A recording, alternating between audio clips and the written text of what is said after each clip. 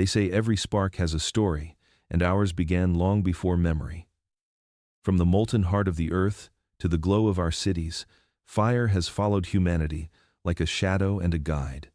It shaped our bodies, forged our tools, and lit the first flicker of imagination in the dark. Yet for all we've mastered, we've never truly tamed it. The same flame that gave us warmth also taught us fear, creation, and destruction entwined in one eternal breath. Tonight we return to that journey from volcano to hearth, from torch to skyscraper, to witness how fire built our world and still burns within us. Before we begin, make sure to like this video, share it with someone who still believes in the power of stories, and subscribe so the flame never fades. And tell us, where are you listening from tonight? Let's see how far the fire still travels. Before there were words, before there was memory, the earth spoke in fire. Somewhere on the African plains, long before the first footprints were pressed into wet mud, the ground trembled and split open. The sky turned red, and from the wound of the earth poured rivers of molten rock. It was not the first eruption this world had seen, but for the creatures watching from the savannah's edge, it was the first they would remember, not with language, but with awe. Ash fell like snow upon acacia trees. The air shimmered with heat, the smell of sulfur clinging to the wind. Herds scattered across the grasslands, their silhouettes darting beneath the orange glow. And among them stood our ancestors' small, upright figures, their faces illuminated by a light no sun had ever made. For the first time, eyes that had only known daylight now saw the night itself burn. They must have watched for hours, mesmerized by the rhythm of it. The rolling clouds of smoke, the deep thunder from the mountain's heart, the sparks that danced upward into the dark. The volcano raged and roared, but within that violence something gentle was being born, for as the lava cooled, fires caught in the dry brush, spreading across the land. The night was no longer only darkness. It flickered, glowed, and beckoned. The first hominins approached cautiously. The fire hissed at their steps, snapping and crackling like an angry spirit, yet it drew them closer all the same. They learned quickly to fear its heat, but even faster to seek its warmth. When the sun fell, this strange light remained a guardian against the cold and the creatures that prowled beyond the circle of its reach. What had begun as destruction now offered safety. For countless generations, this was humanity's introduction to power. Not the kind that conquers, but the kind that transforms. The volcano's fury had cracked the world open and shown its hidden heart, and in that heart, our ancestors glimpsed possibility. Fire was the first miracle they could touch. When the earth finally quieted, its smoke rising like ghosts into the morning air, the memory lingered. They carried it within them, an imprint deeper than language. Long before we learned to spark flame from stone, long before we tamed it in hearths and forges, we had already fallen in love with its light. That night, the world changed. The earth breathed fire, and in that breath, humanity took its first step toward becoming something more than animal, something aware, something destined to chase the glow forever. The savannah trembled beneath a different kind of storm. Smoke drifted like ghosts across the tall grass, curling into the air where lightning had kissed the earth. Trees still smoldered, their trunks glowing from within, casting a faint and unearthly light across the dark plain. The world was quieter now. The great cats had fled. The hyenas watched from afar, uneasy. Even the wind seemed to hold its breath. It was in this silence that something remarkable stirred. A group of early humans, Homo erectus, the upright beings, moved through the haze with eyes wide and cautious. They had known fire before, but always as destruction. The thing that consumed and vanished, that turned the living forest into ash. Yet this time was different. The flames did not chase them. They danced at a distance, flickering, alive but patient. Drawn by instinct and curiosity, our ancestors stepped closer. They felt the heat brush their skin and learned its boundary. An invisible line between pain and comfort. Within that narrow space, discovery began. The world, once divided only between light and dark, now revealed a third realm, The firelight. For the first time, the night did not belong to predators. The glow pushed back the darkness where eyes once gleamed from the underbrush. Creatures that had ruled the savannah's edge now hesitated, sensing that the balance of fear had shifted. Around the fire's circle, the hunters became something else, beasts of the firelight, shaped by its warmth, guarded by its glow. Scientists studying sites like Kubi Fora and Chesawanja in Kenya have found the traces of these early encounters. Charcoal flecks buried in ancient soil, burnt bones, patches of reddened earth that whisper of campfires 500,000 years old. These small fragments tell a story of curiosity turned to knowledge. It is here that humanity's first relationship with technology began, not with tools of stone or bone, but with the taming of a living force. In time, they learned to carry it. Smoldering branches became torches, their ends glowing like captured stars. The ability to transport fire meant more than survival, it meant freedom. Warmth could travel, protection could move with the tribe. Fire was no longer just a phenomenon to witness. It had become a companion. The night, once endless and full of teeth, now pulsed with a steady light. Beneath that glow, humanity began to change. Muscles relaxed, minds awakened, voices softened into the rhythm of flickering flame. For the first time, our ancestors could look into the dark and not be afraid. In that fragile circle of warmth, the seed of control was planted. The world had given them a spark, and from it, they would one day build everything. In the quiet, after the hunt, when the air grew cold and the savannah dimmed to gray, a new rhythm began to guide the lives of early humans. Fire was no longer a miracle glimpsed in the distance. It was a companion to be guarded, fed, and remembered. Each ember was a treasure, fragile, glowing, alive. The nights of the world had changed forever. At first, the knowledge was simple: keep the fire from dying. Dry grass and twigs fed its hunger, larger branches sustained its heart. When the flames dimmed to coals, careful breath brought them back to life. This was not invention but devotion, the beginning of something profoundly human, the passing of knowledge. One generation learned from the next how to protect the warmth that could not be replaced. Evidence from early sites in Africa, Israel, and China suggests that this skill was not an accident. Hearths show layers of ash, charcoal, and stone, signs of deliberate maintenance, not chance. Here, humanity's first act of continuity was born. The care of fire became an inheritance, a duty handed from elder to child. Children grew up beside its glow, their first memories painted in shades of orange and gold. Around the hearth, the dangers of the night faded. The world shrank to a circle of safety, and within it, the foundations of culture began to form. The flickering light drew people closer, not only for warmth, but for meaning. Fire transformed strangers into kin, wanderers into families. As the flames danced, shadows moved along the cave walls, creating shapes that told stories before language ever found its form. The crackle of burning wood filled the silence between heartbeats. And the first stories of humanity were spoken, not in words but in gestures, in the rhythm of light and smoke. The hearth became both shelter and stage, the first gathering place of memory. The fire's presence altered more than their nights. It reshaped their minds. It taught patience, foresight, cooperation.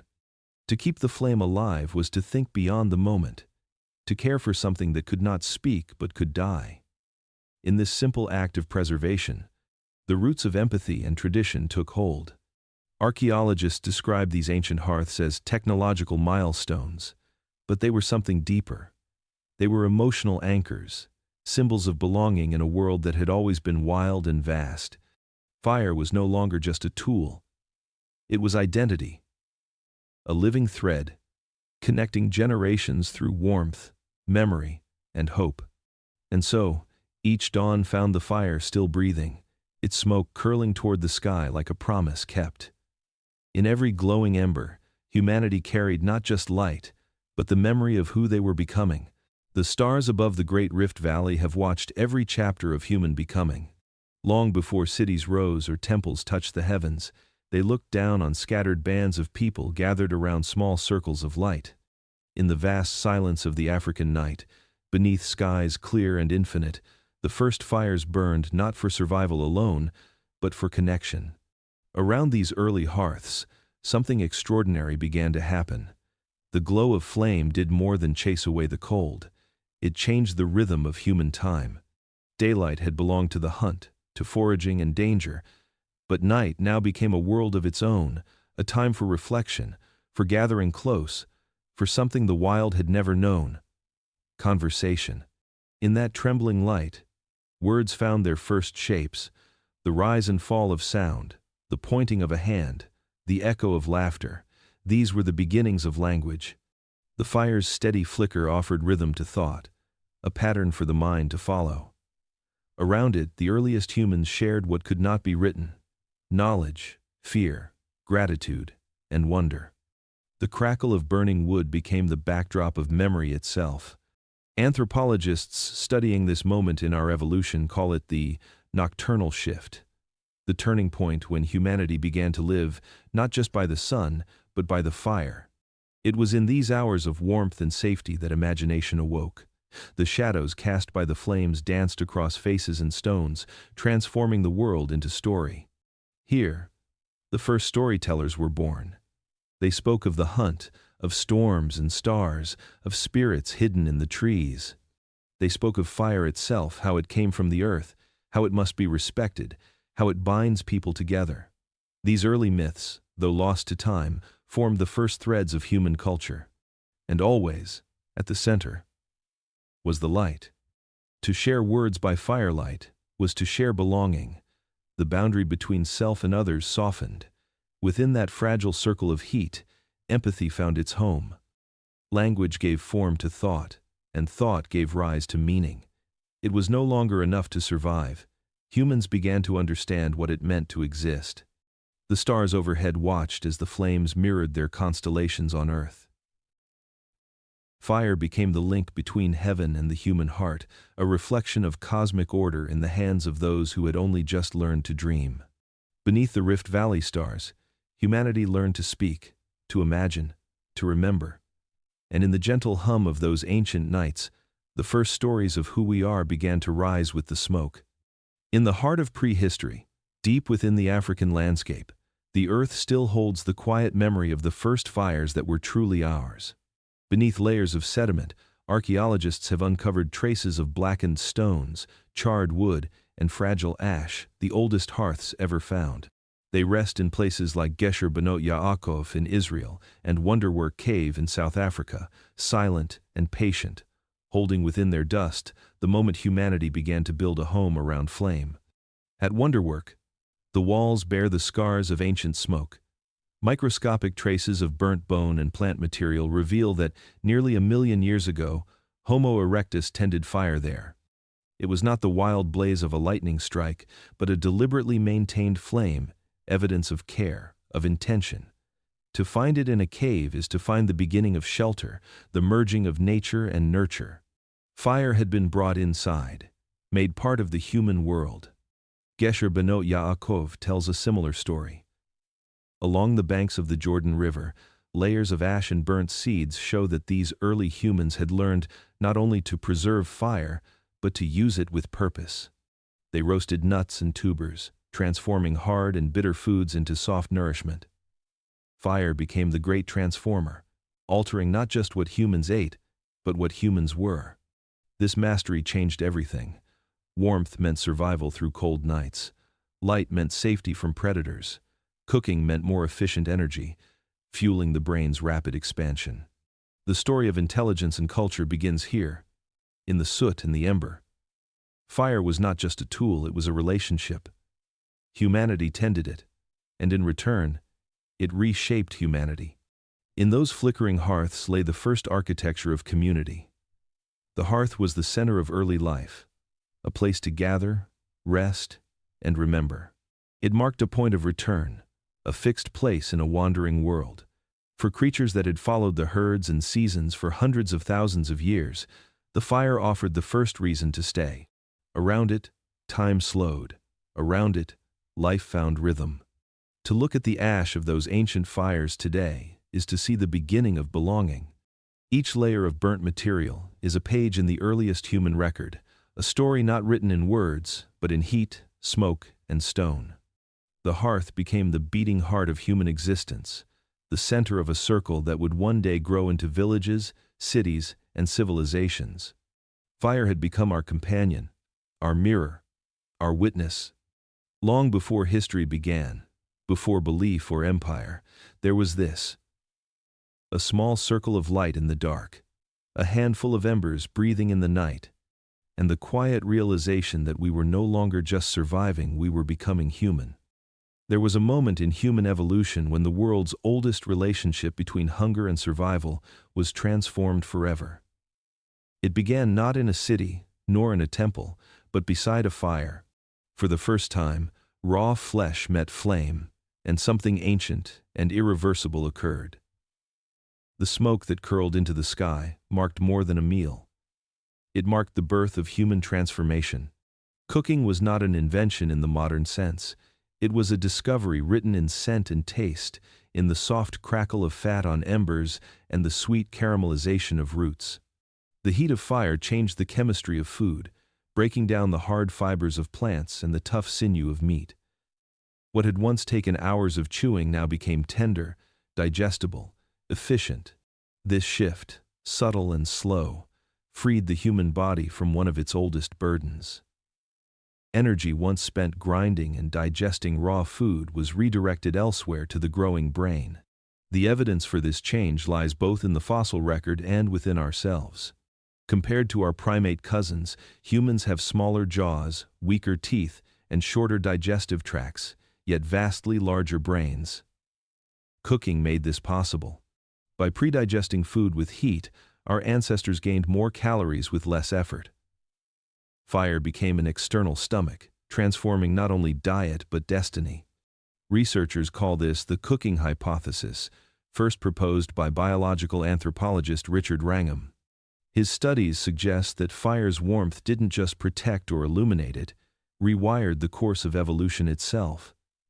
As early humans began to rely on cooked food, their bodies adapted.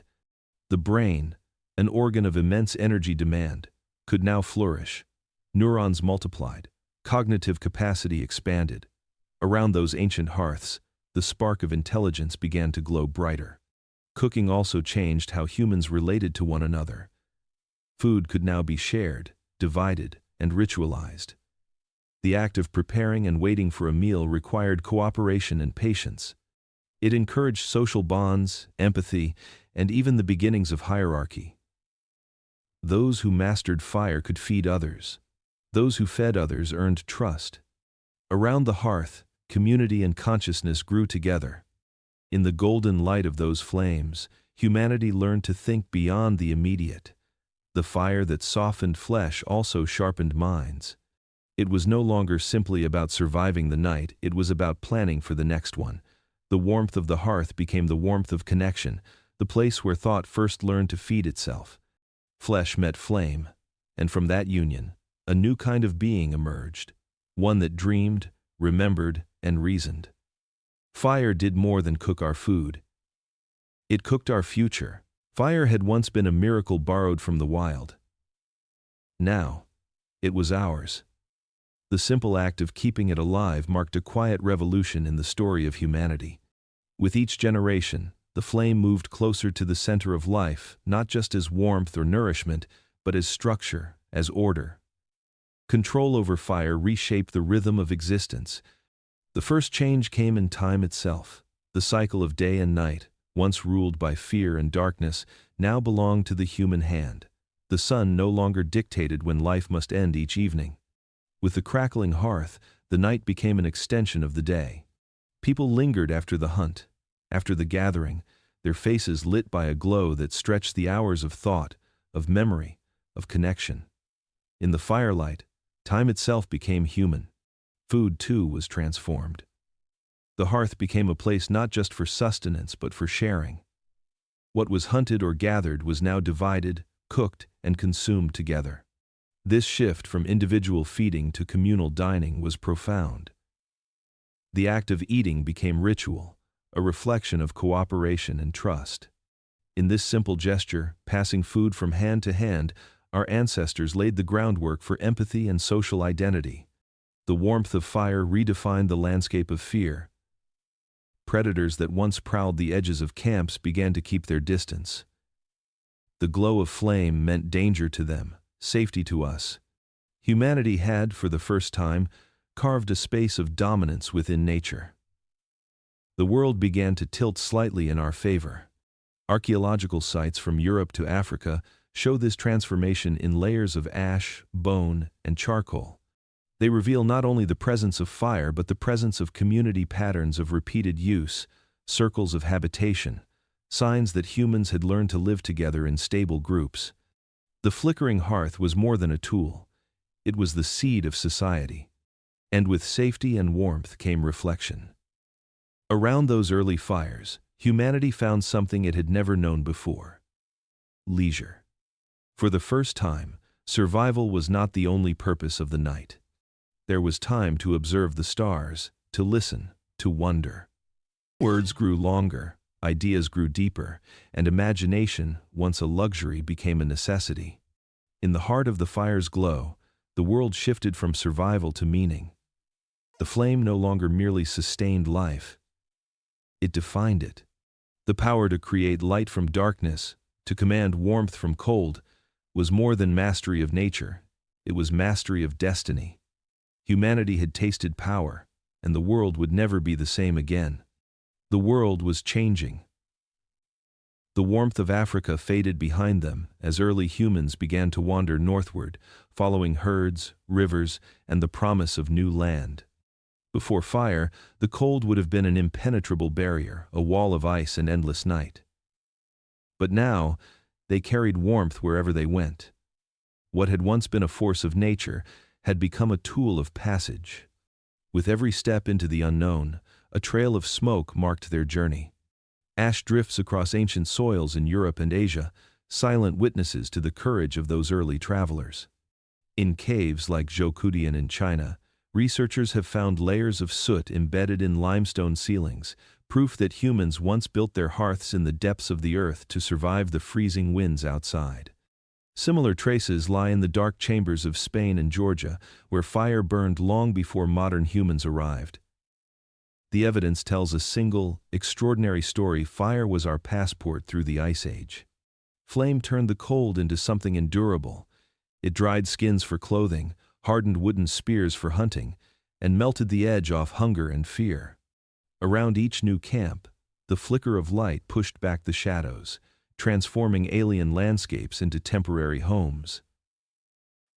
The world, once immense and indifferent, began to feel inhabitable. For countless generations, this partnership with fire defined the rhythm of migration. The glow of embers became the constant heartbeat of the human journey. When snow fell, they built windbreaks around their fires. When storms came, they sheltered their embers in stone. And when the time came to move again, they carried glowing coals wrapped in bark or clay, keeping their light alive. The fire was no longer confined to a single place. It moved with them, faithful, enduring, alive. This ability to command warmth in the midst of the cold transformed not only geography but the mind. The horizon no longer marked an end. It became an invitation. Fire taught humanity to adapt, to imagine beyond what seemed possible. In its glow, the dark world ahead was no longer an enemy but a frontier. The smoke that drifted on the wind carried more than the scent of ash. It carried the memory of survival, of persistence, of courage. Wherever it spread, it announced that humans had passed this way. The night no longer belonged to the wild.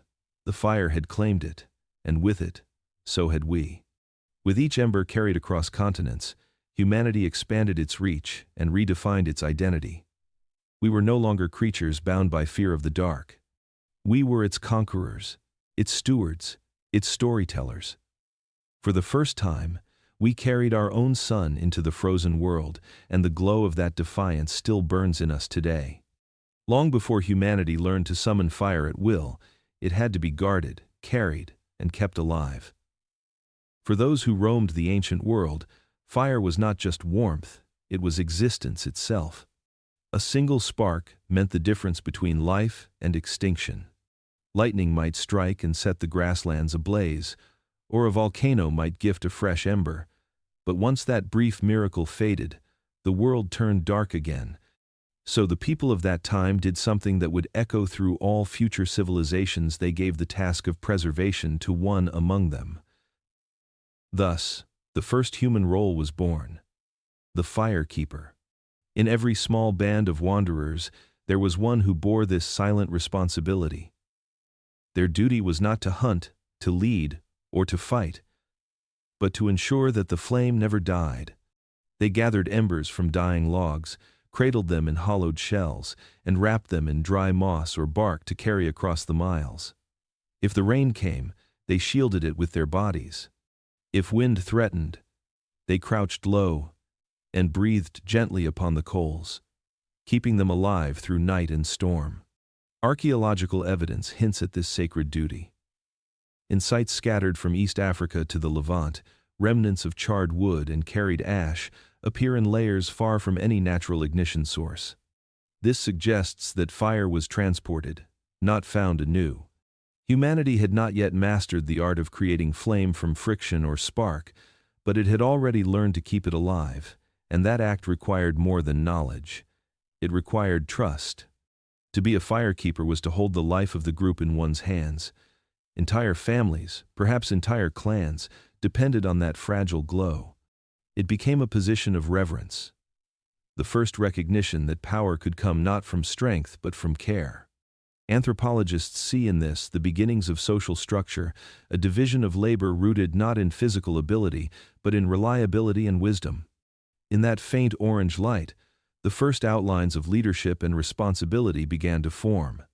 The firekeeper was also the first storyteller, the one who sat closest to the flame when night fell. While others slept, they tended the embers and watched the sparks drift into the dark. They became the living bridge between night and dawn, between what was lost and what endured. In time, their duty took on meaning beyond survival. Fire was not only a tool, it was a symbol. It came to represent continuity, protection, and memory itself. This reverence for flame would outlive the age of nomads. When later societies emerged, villages, tribes, kingdoms, the echoes of that role persisted. In temples of ancient Persia, priests tended sacred fires that were never allowed to die. In the hearths of Greece and Rome, eternal flames burned as emblems of the home and the state. The spark that had once been carried through the wilderness now burned at the heart of civilization. But before it became religion, before it became ritual, it was simple devotion. In the earliest chapters of our species, one human would kneel before the fire while the rest slept, listening to the low hum of burning wood and the whisper of wind beyond the camp. They would feed the flame, watch its light dance across faces, and know that in its survival lay the survival of all. The firekeeper's task was quiet, unseen, and eternal. Through them, the human story remained lit through endless nights and uncertain journeys. And though the world would one day learn to spark its own fires with ease, the essence of that ancient duty would never fade: the belief that some things are worth protecting, that a single light, if guarded with care, can carry an entire species through the dark. The flicker of firelight was more than warmth against the cold. It was a mirror, a stage, a signal that something inside the human mind had begun to change. Around the ancient hearth, beneath the slow-turning stars, the silence of prehistory started to break. What began as gestures and sounds of warning evolved into something new: language. The glow of flame became the backdrop for one of the greatest transformations in the story of our species. Before fire, communication was simple, immediate, and instinctive. Cries, postures, and expressions carried meaning only as far as the eye could see or the moment could last. But the hearth changed the rhythm of human life. No longer chased by the dark or the hunt, people gathered and lingered together. Hours once swallowed by fear were now filled with stillness and shared attention. The fire's light drew faces close, allowing subtle movements, hands, eyes, and lips to take on new power. It was here, in that orange circle, that the raw beginnings of language took root. The hearth demanded cooperation. Someone had to feed the fire, someone had to fetch wood, someone had to cook or guard the embers through the night. Survival became a group effort, and group effort required understanding. Anthropologists believe that the pressure to communicate clearly around the fire may have accelerated the development of complex speech. Words were born not from solitude, but from the need to share. The warmth of the hearth became the warmth of comprehension, a space where the first lessons of community were learned. Evidence of this transformation still lingers in the archaeological record. Repeated burn layers, cooking sites, and patterned seating circles found at ancient camps suggest deliberate social organization. These were not random gatherings, they were classrooms of evolution. Around these fires, humans learned patience and planning, anticipating how long wood would last, when food would be ready, when danger might come. Each flame demanded foresight, and foresight demanded thought, made visible language in its earliest form. As vocabulary grew, so did imagination. The fire's light became the theater of the mind. Shadows danced on cave walls, and gestures painted meaning before words could. Here, myths and memories began to form. One person's story became the group's shared experience. The fire made possible what no tool or weapon could: the ability to transmit knowledge beyond a single lifetime. Around its glow, humanity learned not only to speak, but to teach. Modern neuroscientists studying the social brain often point to fire as a catalyst for cognitive expansion. The calm, flickering light slows the heartbeat and focuses attention, creating a setting for deep reflection and shared awareness. It is no coincidence that storytelling, teaching, and ritual all trace their ancestry to this moment. The hearth was the first classroom, but it was also the first stage, the first sanctuary, the first forum for thought. In that circle of light, humanity discovered the power of connection. Fire taught us that knowledge grows when shared, that cooperation breeds survival, and that meaning itself can be shaped through words. The flames did more than illuminate faces, they illuminated minds. As the night deepened, the fire continued to speak in its own quiet language, whispering in crackles and smoke. It had no words. Yet it taught the most important lesson of all: that light, when shared, becomes wisdom. And in that wisdom, the story of humanity truly began. Long before history was etched into clay or carved into stone, humanity painted its first dreams in firelight. Deep within the earth, in caverns like Chauvet and Lascaux, the earliest artists left behind their visions a silent symphony of movement, color, and meaning. These were not mere decorations, they were revelations of the human mind awakening. And in every image, in every trembling line, the fire was there, guiding the hand, shaping the vision, breathing life into stone. Inside these caves, the air still remembers the rhythm of the flames.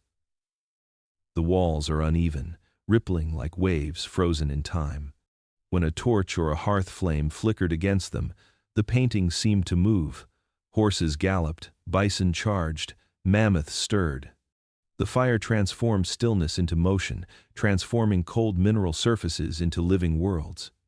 Archaeologists who have stood in these chambers describe the sensation as otherworldly, as if the artists knew that light itself was part of the story.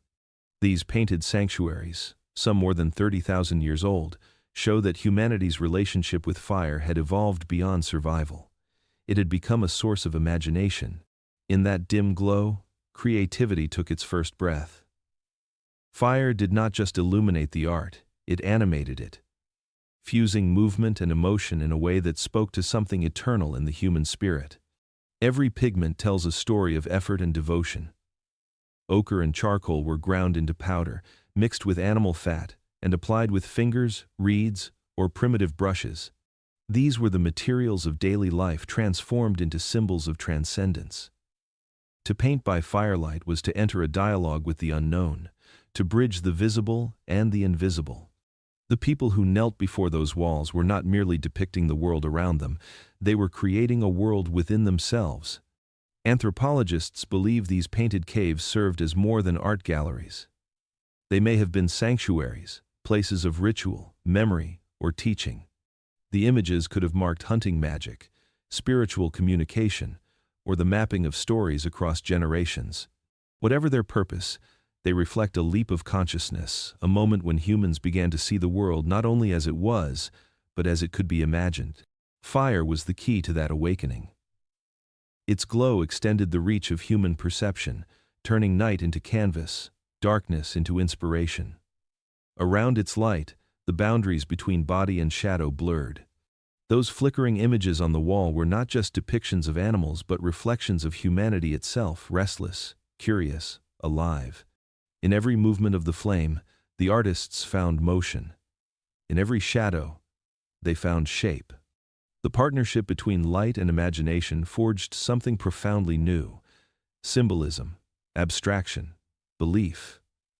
Fire, once a tool of warmth and protection, had become the engine of meaning. Today, as we look upon those ancient images, we are glimpsing the birth of human thought made visible. Each stroke of pigment is a spark of recognition that our ancestors had crossed a threshold no other creature had. The world was no longer something they inhabited, it was something they could interpret, reshape, and remember. In the dancing glow of the hearth, the cave walls spoke, and humanity answered. The story of art, of myth, of vision itself, began not with language or empire, but with firelight moving across stone, casting shadows that have never stopped moving. Long before the first temple was built or the first god was named, the world already had its altar. It glowed softly in the night, breathed with warmth, and whispered in tongues of light.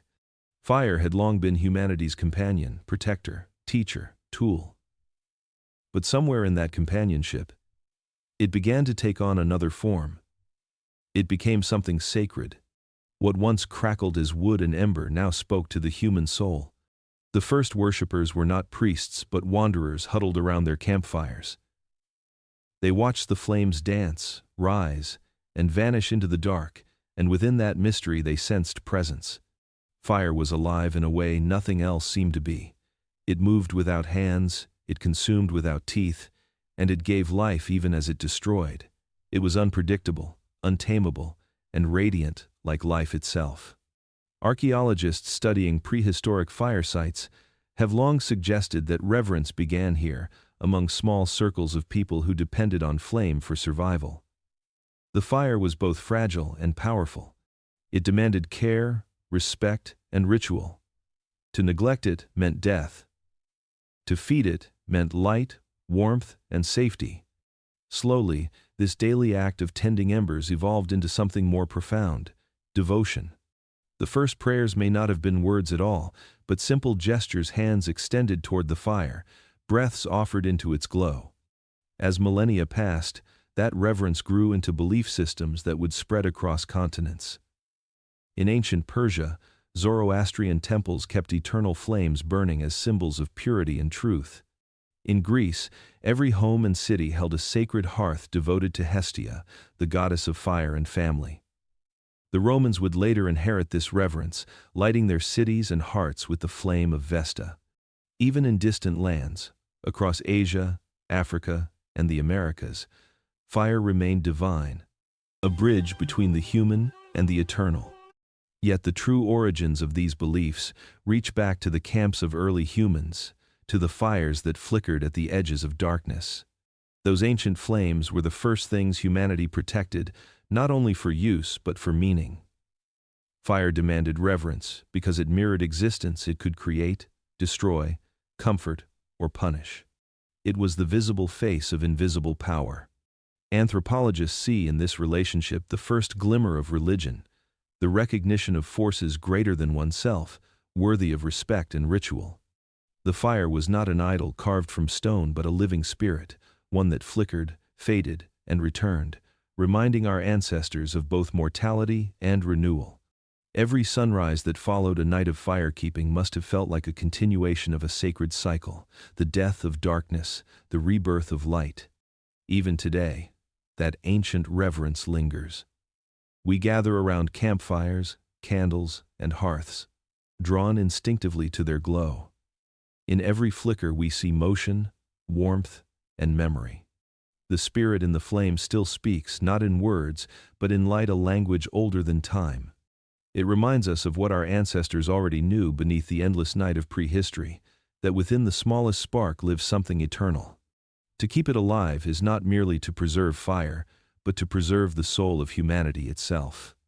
There are few moments in the long story of life on Earth when two forces from different worlds come together to change the fate of both. One belongs to nature itself, born of lightning, friction, and eruption. The other is us, flesh and mind, curiosity and hunger. For millions of years they existed apart, each shaping the planet in their own way. But then, somewhere in the deep past, they found each other. The moment humanity learned not only to use fire but to live with it, the balance of nature shifted. It was not simply that humans tamed flame. In many ways, fire chose us. This partnership was unlike any other in the animal kingdom. Every creature fears fire. It is heat, danger, destruction. Yet humanity moved toward it. The relationship that formed was one of mutual dependence. Fire could not spread without human hands to carry it, to feed it, to shield it from rain and wind, and we could not thrive without its light and warmth. We became its caretakers, and it became our companion. It was a fragile alliance, but one that would endure across time and continents. The evidence of this bond is written across ancient landscapes. Layers of ash appear beside stone tools, inside caves, along riverbanks, and across the plains of Africa and Eurasia. These traces show not the chaos of wildfires, but the deliberate touch of human control. Charcoal deposits in repeating layers reveal that our ancestors returned to the same places again and again, rebuilding fires, tending them, protecting them. What began as accident became intention. The wild flame had found its keeper. To feed fire was to understand it. Our ancestors learned which woods burned slowest, which grasses sparked quickest, which stones cracked in heat, and which held steady. They became the first engineers of energy, the first biologists of combustion. Over generations, this knowledge evolved into ritual. The daily act of keeping the fire alive, adding fuel, clearing ash, blowing softly on fading embers became an intimate dance between species. The flame depended on human breath, and humanity depended on its glow. This interdependence reached beyond survival. It reshaped our biology and our culture. Fire made our nights longer and our food softer. It expanded our range across frozen lands and shrank our fear of predators. It altered our diet, our sleep, even our language, and yet it remained untamed. Unlike the animals we domesticated, fire could never be owned. It existed in constant tension between control and chaos, a living reminder of both power and fragility.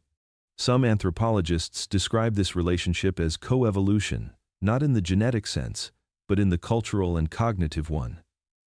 Fire shaped the way we thought, how we planned, how we imagined the future. To keep it alive required memory, cooperation, and foresight. To lose it meant death. Over time, these acts of care forged habits that would later define civilization itself. The line between survival and symbiosis blurred until it disappeared. Fire became an extension of us, and we of it. Together we burned brighter than either could alone. We carried it across deserts, through ice, over mountains, passing it from hand to hand, generation to generation, like a living heirloom. And in every flame that still burns today, in every hearth, every torch, every candle, we can trace the echo of that first bond. Fire did not just belong to humanity. Humanity became the creature of fire. The partnership endures still, fragile yet eternal, as the light we keep and the warmth that keeps us. The world was frozen in silence. Across the plains of Ice Age Eurasia, glaciers stretched like walls of glass, their edges grinding against the bones of mountains. The air was sharp enough to sting the lungs, and snow swallowed everything it touched. Life clung to the earth in pockets of defiance, small bands of humans huddled beneath crude shelters, their survival owed to one fragile ally: fire. This was a world where the Neanderthals had once ruled. For hundreds of thousands of years, they had mastered these frozen lands, building hearths inside caves and hunting reindeer and bison across the tundra. But as the climate hardened and the great ice sheets advanced, a new kind of human stepped into their realm: Homo sapiens, smaller in number, but carrying something different within them. They carried endurance, imagination, and the ability to make the flame obey. Charcoal dust in Siberian caves and soot stains on the ribs of mammoth bone huts tell the story of this defiance. Each black mark is a record of survival, proof that humans pushed farther into the cold than any species before them. Where the wind screamed and the ground froze solid, fire remained constant. It warmed their bodies, dried their clothes, and cooked the flesh of mammoth and deer. But more than that, it gave them something invisible yet vital. The Ice Age demanded adaptation not just of body but of mind. To survive, early humans had to think ahead. They built shelters out of bone and hide, and at the center of each structure burned a hearth. The placement was deliberate: fire turned cold space into livable space. Every breath of smoke that curled through a mammoth tusk chimney was a statement against extinction. Archaeological evidence from sites like Yana RHS in Siberia, Kostenki in Russia, and Dolny Viestanis in the Czech Republic reveals a pattern of intelligence sharpened by necessity. People learned to store embers under ash to preserve heat during travel, to line hearths with stone to reflect warmth, and to use fire to harden spear points and craft ornaments from ivory. It was no longer just a source of heat, it had become an instrument of innovation. Neanderthals had known fire, but humanity depended on it with a different kind of devotion. It was no longer merely borrowed from nature, it was nurtured, carried, and mastered. Around these Ice Age fires, our ancestors developed rituals, adorned themselves with beads, painted the walls of their shelters, and shared food in communal gatherings. In the heart of winter, culture itself became a survival strategy. The glow of fire on snow would have been a haunting sight, a warm pulse in an otherwise dead landscape. It drew predators as well as kin, light as well as fear. Yet wherever humanity went, the fire followed. Each new spark on the tundra marked not just survival but expansion, a step deeper into the unknown. The Ice Age could not break what the flame sustained.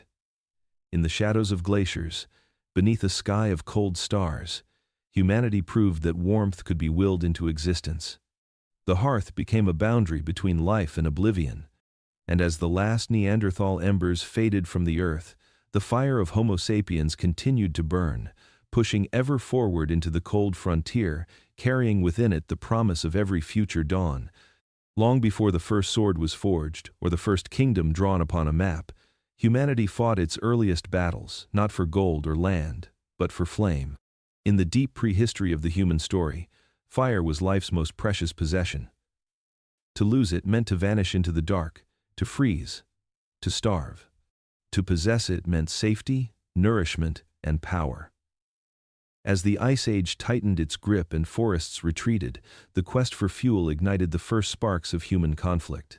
These were the fire wars, the original struggle for energy, born not of greed but of survival. In a world where lightning and volcanoes no longer offered easy gifts, fire became difficult to obtain.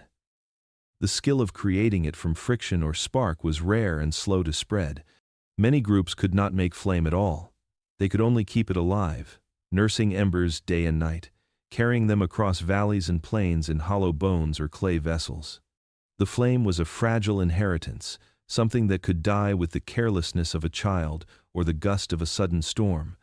To keep it burning required constant vigilance. To lose it meant dependence on those who still possessed it. Anthropologists studying early human behavior have found evidence of defensive hearths, clusters of burned material arranged in deliberate rings, suggesting that fires were protected from intrusion. In some regions, fuel scarcity forced competition. During glacial periods, wood was precious. Shrubs and peat were gathered with care, stored and guarded. The boundaries of survival became visible around every flame, invisible borders drawn by necessity. It was here, in this struggle for heat and light, that humanity's capacity for both cooperation and violence took shape. Some groups shared embers freely, forging alliances that would last generations. Others hoarded their fire, seeing in it not a gift of nature but a symbol of control. Archaeologists have uncovered traces of settlements burned not by nature but by human hands, ash layers, and charred debris suggesting raids, destruction, and vengeance. These were not yet wars of nations, but they were wars of need, fought with stones, firebrands, and fear. The lessons of those conflicts would echo through all of human history. Fire was our first energy source, and in it lay the blueprint for every future struggle over power. To control flame was to control life itself. The tribes who mastered it expanded, while those who lost it dwindled or perished. Fire shaped not only the physical landscape but the psychological one. It introduced the concept of possession, the idea that something essential could belong to one group and not another. Around those guarded hearths, the seeds of hierarchy and territory took root. The firekeeper became a figure of influence. The protector of fuel became a leader. As populations grew and resources thinned, survival demanded more than strength. It required strategy. In every ember traded, stolen, or defended, humanity was rehearsing the dramas that would later unfold on far grander scales, the control of land, water, oil, and power. The fire wars were not recorded in stone or scripture, but their consequences burned themselves into our collective memory. They taught us how fragile life can be when warmth and light are scarce. They also revealed the dual nature of the human spirit, the instinct to share and the impulse to dominate. In the smoke of those ancient conflicts, something more than heat drifted upward. It was the beginning of ambition, the first understanding that mastery over nature could be both gift and curse. Fire united us and divided us in the same breath. It made us human, and it made us dangerous. The glow that once promised safety now cast shadows of rivalry and fear, foreshadowing every future war waged in pursuit of power. The story of humanity's journey across the earth is not only written in footprints, it is written in ash.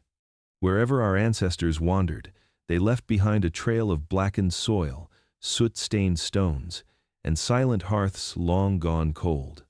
From the savannas of Africa to the forests of Europe, from the high plateaus of Asia to the frozen tundra near the Arctic Circle, the fire followed us, or perhaps we followed it.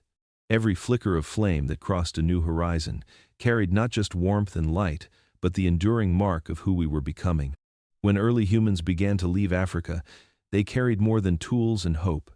They carried embers, living sparks protected in bark, clay, or bone.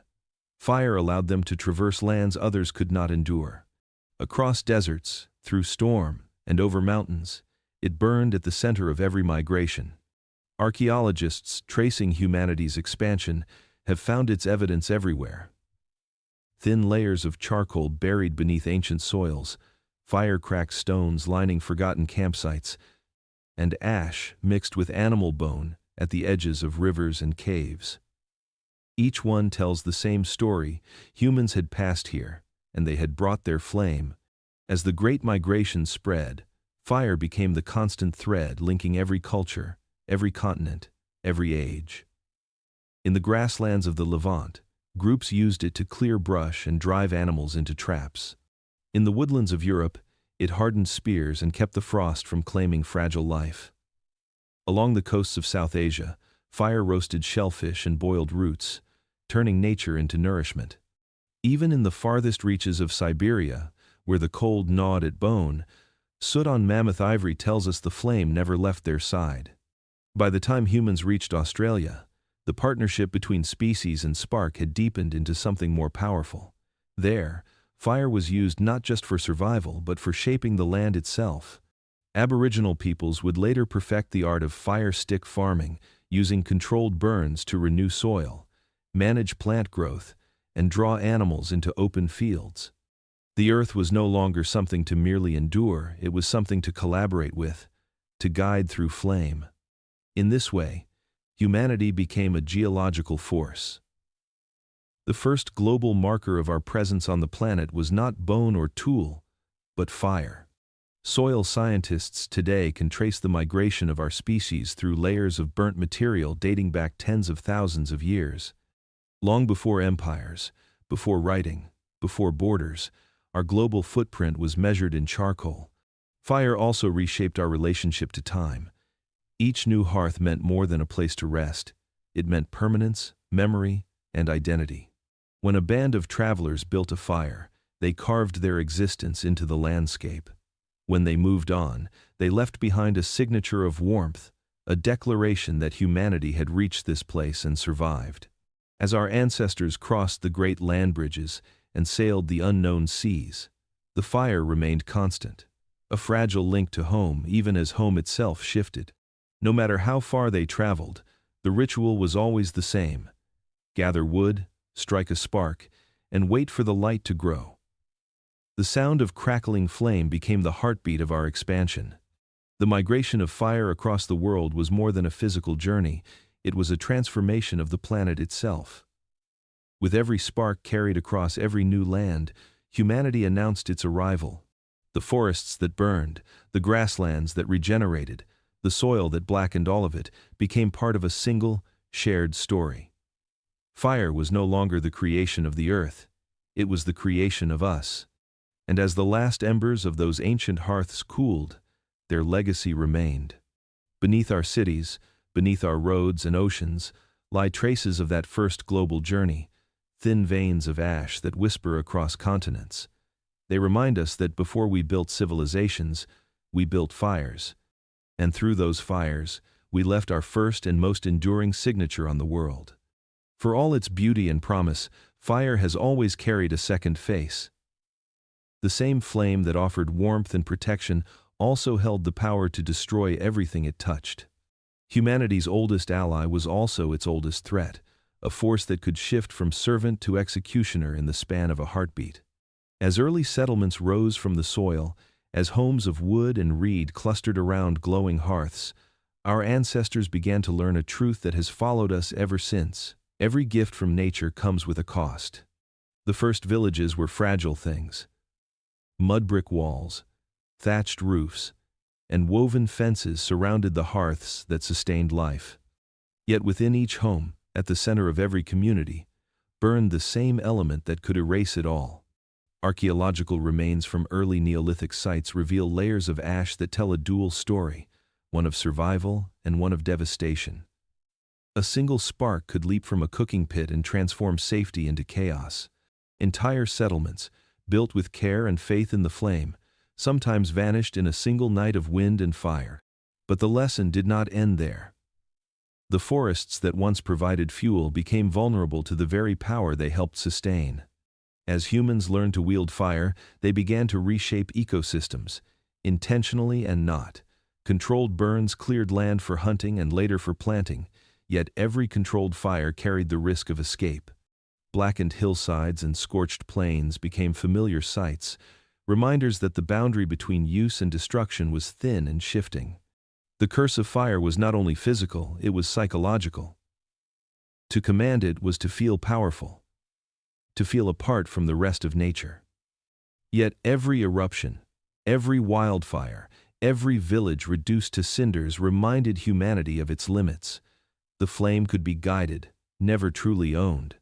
It lived by its own laws, consuming whatever stood in its path, answering not to prayer or control, but to the conditions that birthed it. Even in the earliest myths, this danger was remembered. Ancient peoples told stories of spirits and gods who punished those who misused fire. In Greece, the legend of Prometheus spoke of divine theft, a warning that the light stolen from the heavens could bring both enlightenment and suffering. In cultures across Africa, Asia, and the Americas, similar tales emerged, all echoing the same truth. Fire was both sacred and perilous, both gift and judgment. Science now reveals how deeply this duality shaped human behavior. The need to contain fire led to the first architectural innovations: stone hearths, clay ovens, and enclosed dwellings built to manage heat and prevent disaster. The mastery of metallurgy that followed would transform civilization, but each new use of flame brought new risks: fumes, collapse, and uncontrolled burns. The fire that forged progress also forged dependence. Even today, when we imagine fire as tamed, it continues to remind us of its ancient sovereignty. Forests still vanish in roaring infernos, cities still glow red in the aftermath of disaster. The same brilliance that cooks our food, powers our engines, and lights our nights, is capable of consuming everything we have built. The story of fire is, and has always been, a story of balance. It demands reverence, not dominance. It teaches that mastery is never permanent, that control, no matter how refined, must coexist with respect. In its warmth we find comfort, and in its destruction we find humility. For every spark that sustains life, there is another that threatens it, and in that fragile tension, humanity's destiny continues to burn, forever caught between the gift and the curse. Every fire eventually ends in silence. What remains after the roaring flames fade is a landscape transformed, charred, broken, still. Yet within that desolation lies one of nature's oldest secrets. From ruin comes renewal. Humanity learned this not through myth but through witness. Time and again, the earth itself would burn, split, and bury its own face in ash, only to rise again greener, richer, and more alive than before. Fire, it seemed, was not merely a destroyer. It was also the midwife of creation. Nowhere is this lesson more profound than in the story of volcanoes, those ancient forges beneath the earth that shaped both our planet and our species. One of the most cataclysmic of all erupted nearly 74,000 years ago, Mount Toba, in what is now Indonesia.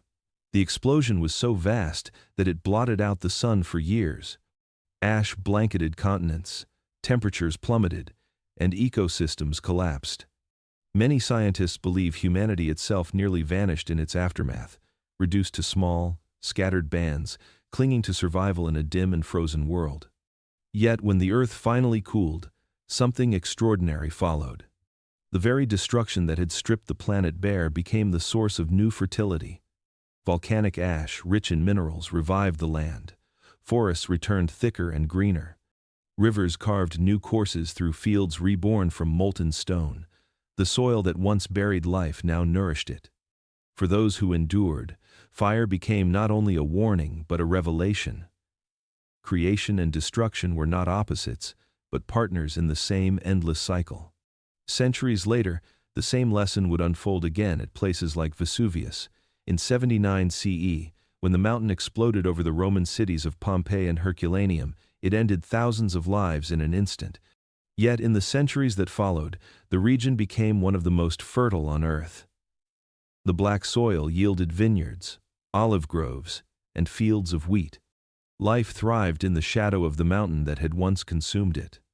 To the ancient mind, this was divine paradox, the gods showing that renewal must first pass through ruin, but to the observing human, it was a profound truth of nature itself.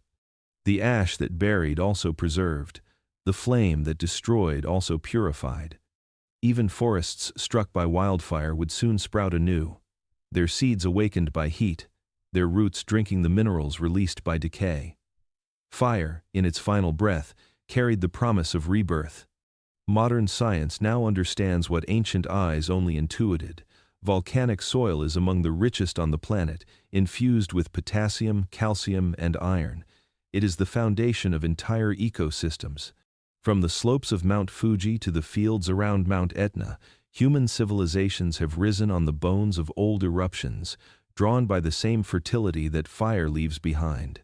In this way, our species has always lived in the rhythm of renewal, planting upon ashes, building upon ruins, trusting that from every ending, something begins again. For early humans who watched the land burn and bloom, this cycle became a metaphor for their own existence. They saw in fire not only the power to end but the will to begin. Each generation that rose from the ashes carried the memory of both terror and hope. Fire had taught them a truth greater than survival: that life, in all its forms, depends on transformation. As we look back across the eons from Toba's fury to Vesuvius's shadow, the message remains unchanged. Destruction and creation are twin forces, forever entwined. The ash becomes the seed, and the seed becomes the forest. The earth, in its wisdom, teaches us that from fire's end always comes a beginning, and in that balance, both humanity and the world find their renewal. For hundreds of thousands of years, fire was something humanity borrowed, a miracle of the wild, coaxed from lightning strikes, volcanoes, or smoldering trees left behind by storm and drought. It was a gift that demanded care, a force to be guarded rather than commanded. But then came the moment when humans no longer waited for nature's permission. The spark that had once been a secret of the earth could now be summoned by hand. With flint and steel, with friction and ingenuity, humanity became the maker of its own flame. The world would never look the same again. Archaeologists still debate when and where this mastery began. The ability to create fire at will likely emerged gradually, in different places across time. Evidence from Upper Paleolithic sites suggests that by 50,000 years ago, people had learned to strike sparks from flint and pyrite, sending tiny bursts of light into dry tinder. Others used the power of friction, rubbing sticks together until heat kindled a faint curl of smoke. What once took nature's chaos now required only human patience. In that patience, civilization began to glow. The act of making fire was more than technological triumph, it was psychological revolution. For the first time, humanity no longer waited for the world to grant warmth or safety. They could create it. A single gesture now held the power to transform the environment, to command light in darkness and life in cold. The dependence that had once defined early humans was replaced by confidence, and confidence bred imagination. The Promethean age, the age of human invention, had begun. This new control reshaped everything. No longer bound to carry embers from place to place, groups could travel farther, settle in harsher climates, and build more permanent homes. The power to produce fire meant the power to choose where to live and how to live. It freed humanity from geography and season, extending their reach from the equator to the poles. It marked the dawn of true autonomy, the separation between humankind and the rest of the animal world. Yet fire did not only illuminate the night, it illuminated the mind. With mastery came experimentation. The first flints gave rise to sparks of metalwork. The hearth became the birthplace of metallurgy, pottery, and eventually industry. In the hands of these early innovators, fire became a forge not only for tools and art, but for ideas. It encouraged curiosity, precision, and the belief that nature's forces could be understood and manipulated. The creation of fire was, in every sense, the creation of science. Still, there was awe in the act. Every spark struck from stone was a reminder of what once seemed impossible. Myths would later immortalize this shift, none more enduring than the Greek tale of Prometheus, who stole fire from the gods to give to mankind. It was a story of defiance and enlightenment, a reflection of humanity's first rebellion against dependence. But unlike in the myth, our ancestors did not steal flame, they earned it.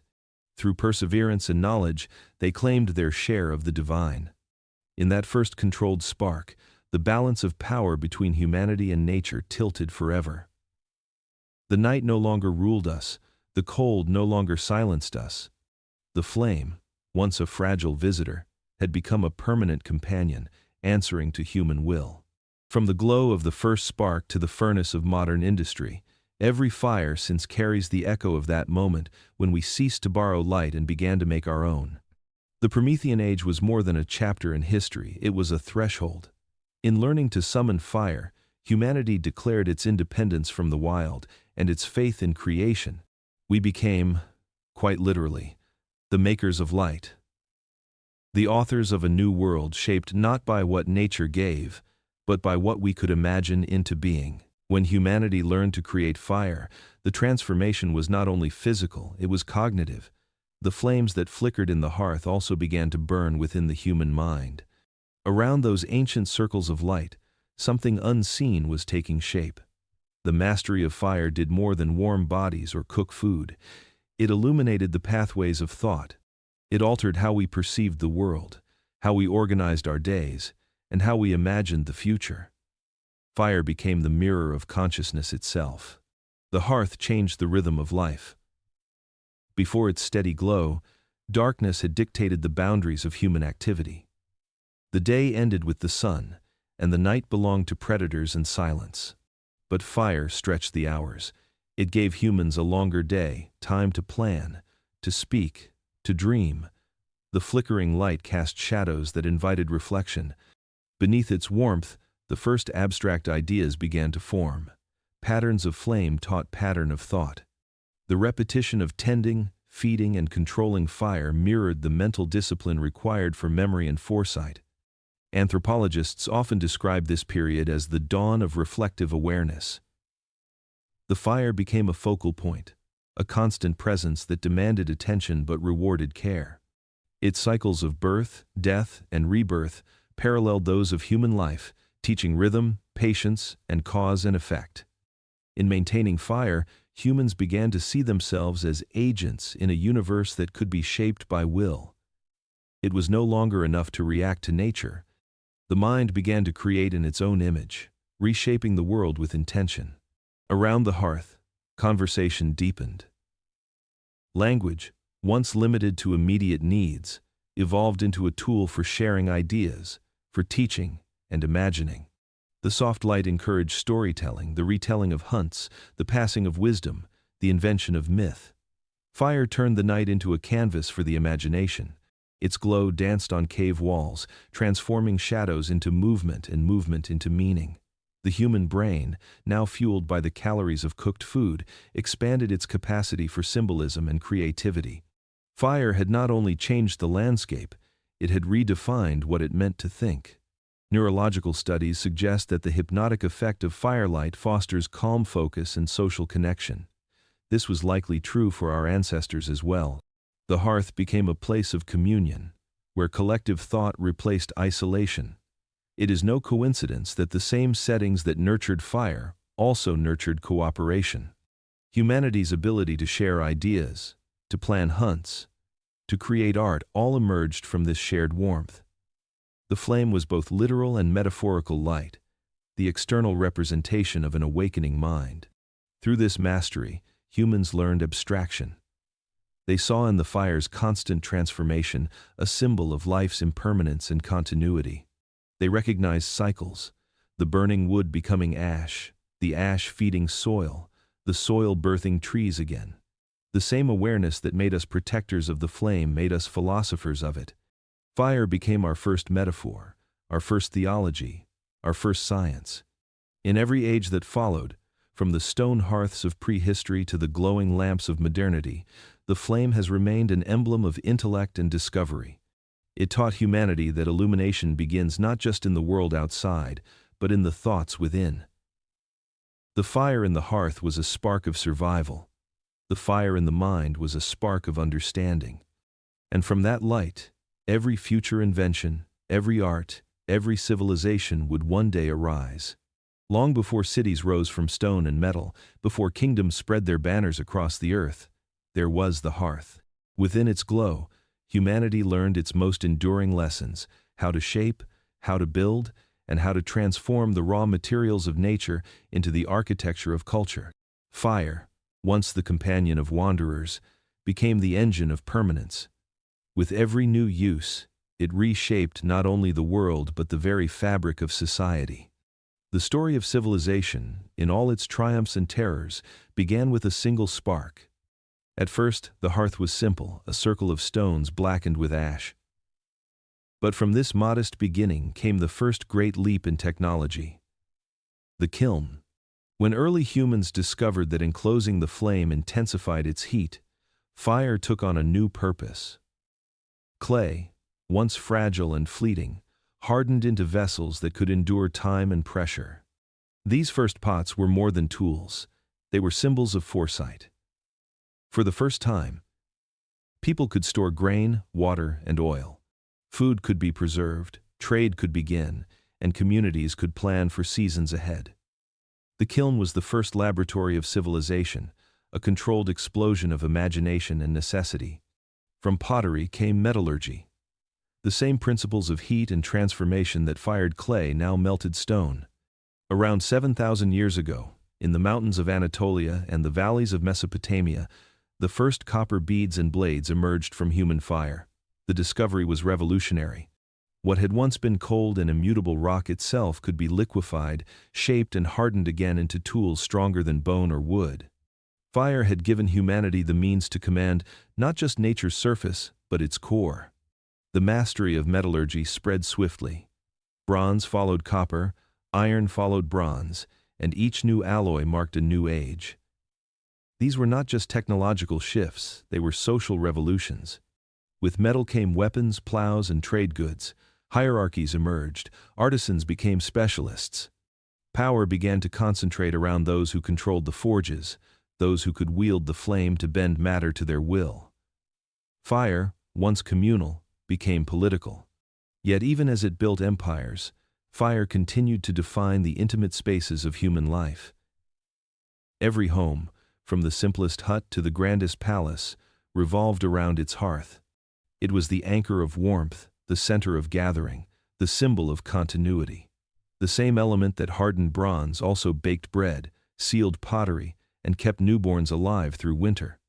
It was both the foundation of civilization and the heartbeat of the human household. In the archaeological record, traces of soot and slag mark the birthplaces of our earliest cities, Uruk, Mohenjo-Daro, Çatalhöyük. Around each settlement, fire's fingerprints remain. Kilns for pottery, furnaces for metal, ovens for food. Each ember tells a story of creation through transformation. Humanity had become not only the keeper of fire but its apprentice, its architect, its echo. Fire gave us the ability to reshape the physical world, but it also forged the invisible structures of civilization, ritual, hierarchy, innovation, and dependence. It taught us that every advancement demanded balance, that every spark of progress cast a shadow. In its glow, we learned to see beyond survival, to dream of permanence, to build not just shelters but societies. When the first city lights flickered against the horizon, they were but reflections of the same flame that once burned in the caves of our ancestors. The dawn of civilization was not the beginning of fire's story, it was the moment fire began to write ours. There are moments in history when the earth reminds us that all mastery is borrowed. For thousands of years, humanity believed it had tamed fire. From the hearth to the forge, from the torch to the temple flame, we had learned to shape it, feed it, and use it to bend the world to our will. But beneath our feet, the planet carried its own fire, older, deeper, and far beyond control. When the volcano awoke again, it was as if the earth itself rose to reclaim what it had lent. Volcanoes are the original furnaces of creation, the breath of a planet still alive. They built continents and shattered them, seeded the sky with ash and the soil with life. Yet to those who lived in their shadow, they were more than geological events. They were gods made visible, vast and terrible. Every eruption was a reminder that the same force that made civilization possible could erase it in a heartbeat. Across the world, traces of this truth lie buried in ash. In the islands of the Pacific, legends tell of mountains that bled fire, swallowing villages whole. In the Mediterranean, the ruins of Pompeii and Herculaneum still whisper of the day in 79 CE when Mount Vesuvius unleashed its fury. The people of those cities had lived with the volcano for generations, believing its slopes to be fertile, its soil generous. They did not know that the bounty they reaped was born from destruction, that the ground beneath their homes was only sleeping. When it awoke, it did so without mercy. Even more ancient, 74,000 years before those cities existed, Mount Toba erupted in Indonesia with a power that dwarfed every later disaster.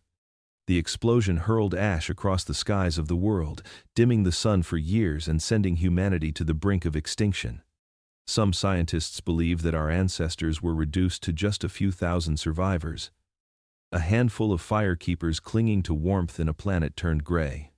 From that crucible of catastrophe, our species endured, carrying forward the knowledge that fire could give and take in equal measure. As time passed, volcanoes became both feared and worshipped. Ancient peoples built shrines at their bases, offering prayers and sacrifices to appease the spirits within. In Japan, Mount Fuji became a symbol of sacred balance.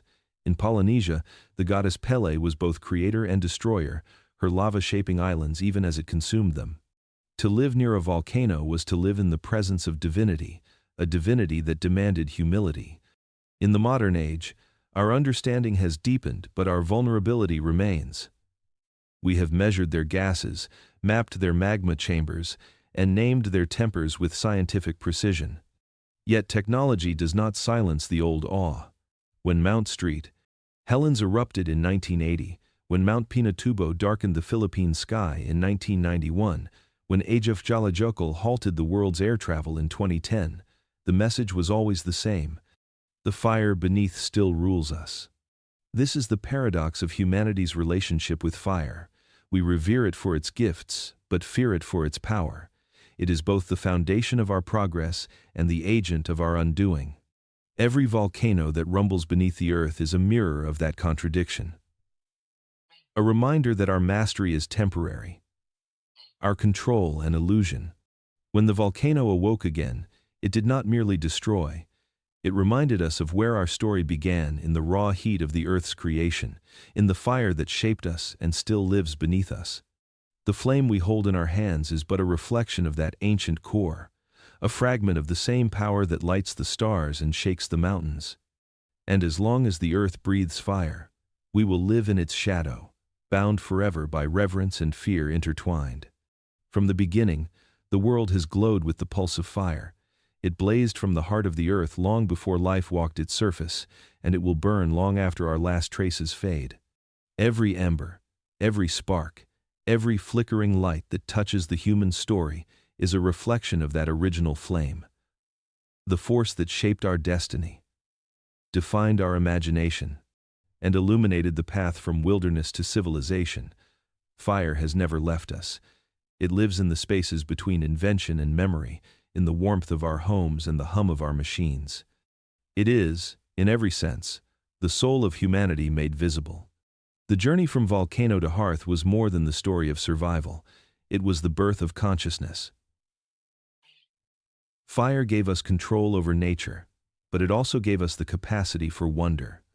It allowed us to cook food, forge tools, and extend our reach into the unknown. It inspired art and ritual, language and community. In its glow, we saw not only the world but ourselves reflected in its rhythm, its danger, its beauty. The same fire that once danced on cave walls now burns in electric circuits, in the engines of our cities, and in the hearts of those who still look to the light for meaning. In the modern age, fire no longer lives only in the hearth or the torch. It hums beneath the surfaces of steel and glass, hidden but omnipresent. Every city that glitters at night is a constellation of flames, electric, chemical, and nuclear, each one a descendant of that first smoldering ember our ancestors carried through the dark.